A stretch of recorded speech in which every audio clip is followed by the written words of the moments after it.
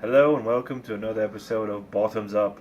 I'm your host Nigel Dorchester, and today we are continuing the battle of Belgian white beers, white ales, I should say. And today we have a special one.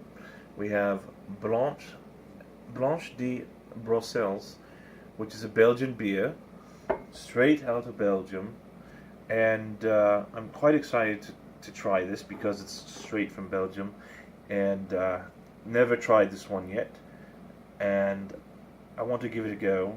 It's in a bottle, which is always a plus to me. Now, I've heard from recent comments that American craft beers are transferring themselves over to cans because there's less light available to go through the cans. Now, I find this trend quite odd because before, common beers were just bottled in cans. I should say, not bottled, but canned in cans, and they were often looked down upon. And now craft beers in America are going to cans, which is quite strange to me. But on with the beer review. So, 10-degree angle, pour it in. Now today I'm going to show you a new technique. We're going to pour it in gently at first, and towards the end we're going to give it a little swift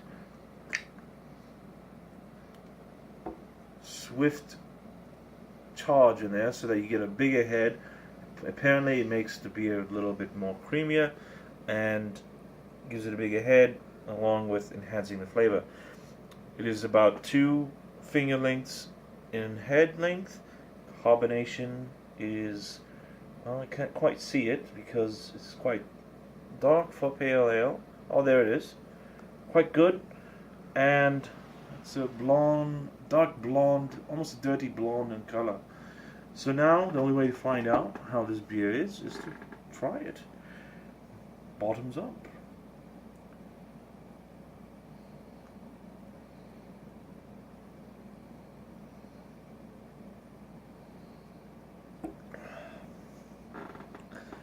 This beer is very citrusy.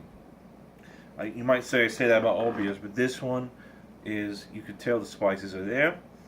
You can tell that it is made with care and delicacy that's needed for a fine beer. On top of that, the beer is made quite well. It finishes very cleanly. There's no alcoholic aftertaste, which I don't like very much. And on top of that, the aroma is quite pleasant to the nose. It has hints of lavender and orange in this one, and I give this beer an 8.6 out of 10, even though it is from Belgium. Actually, I changed that. I changed my mind. It's about the same level as the last beer I reviewed, which was the devilishly good beer. I forget the name now, but it is an 8.7 out of 10, simply because it's on par with the American craft beer, and even though it's from Belgium, it's still quite good. And not saying that Belgian beer is bad. On the contrary, it's quite good. It's a beer that I would serve to any guest I have in my household.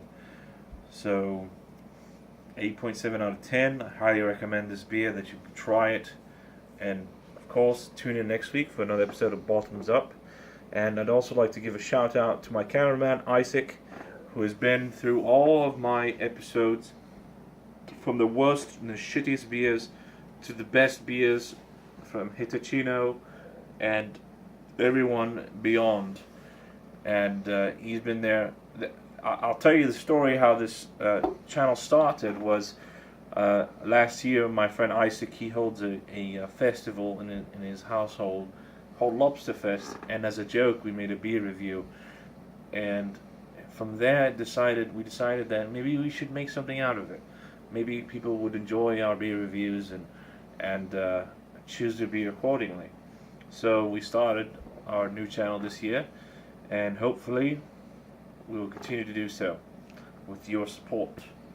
This goes to all my viewers out there, and bottoms up.